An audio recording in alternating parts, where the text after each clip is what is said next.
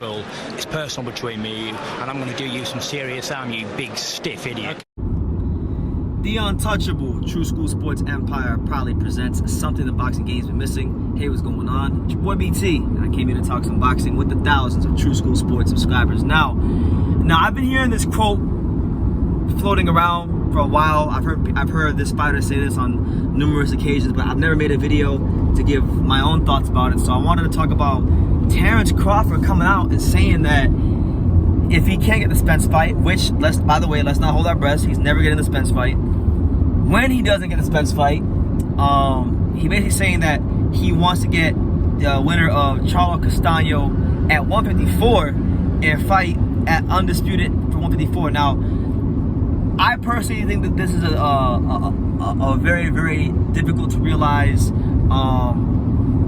plan B for him. I would even damn near call a pipe dream, because the same issues I think he has with the Spence side of things, he'll have those same issues with the PBC side of things, being the fact that this is a PBC promoted, I think Charlo's Al Heyman, Castano I think might be Al Heyman as well, but y'all can correct me if I'm wrong. They're both Al Heyman fighters.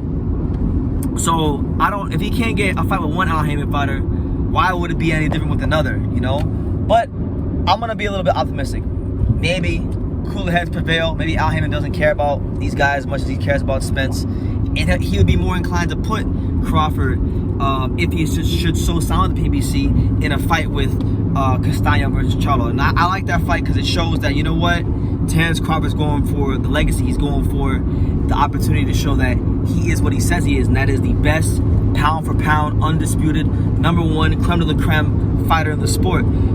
He's already been undisputed at 140. Being undisputed is not a new or foreign concept to him. He didn't just go undisputed last year. He's not shooting it for it this year. Terence Crawford was undisputed way back in 2018 when it wasn't, being done regularly in boxing. Now it's become a bit more of a normality. But when he became undisputed, it was a big deal because it wasn't much of a normality in boxing. If anything, it was an abnormality. So the fact that he's even talking about going up to 154, a weight class in which he's never fought in.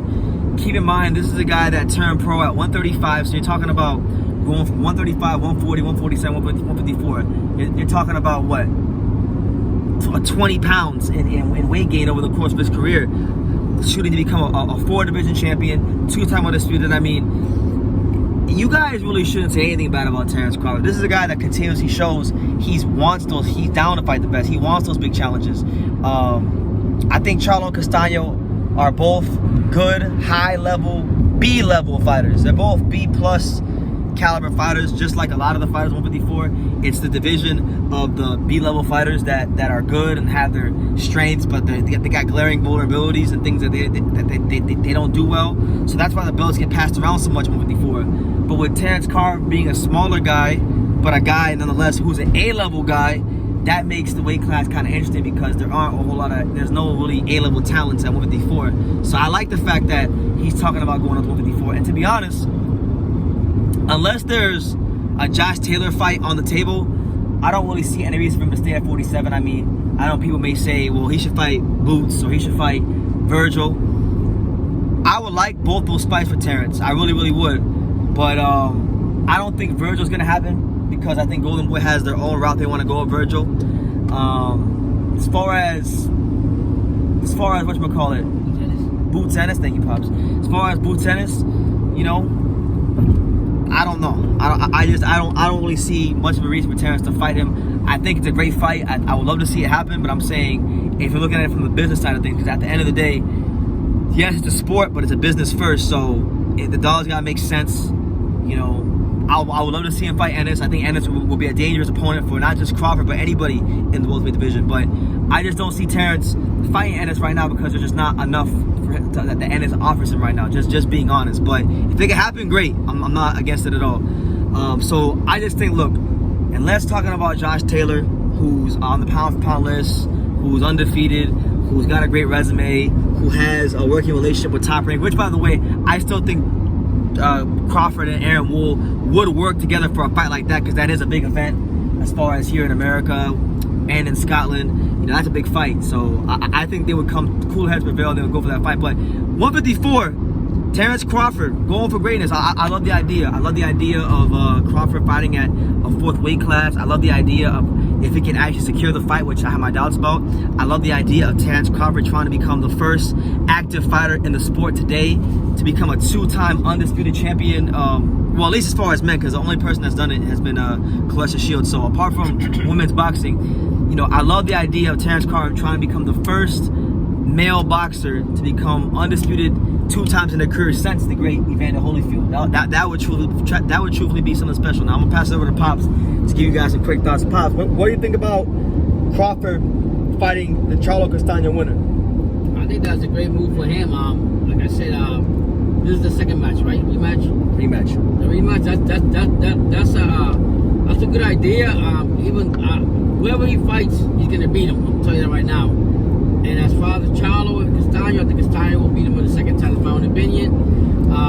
And the third thing is, right now he's a free agent. Crawford's a free agent. He's got to look for fights.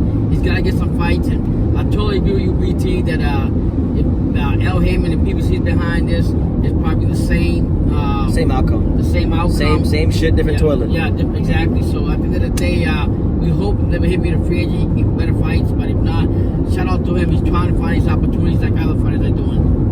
He's got to make it happen because nobody's going to do a point. There you have it.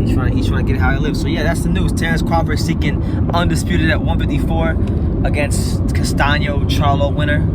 If it can happen, great. You know, but I have my doubts about it. But you guys chime in. Let me know in the comments what you think. Hit the like button. Take the time to subscribe. And like I say in every single one of these videos, you can love me or you can hate me. But I'm just a kid from Daniel. So until next time, take care, guys.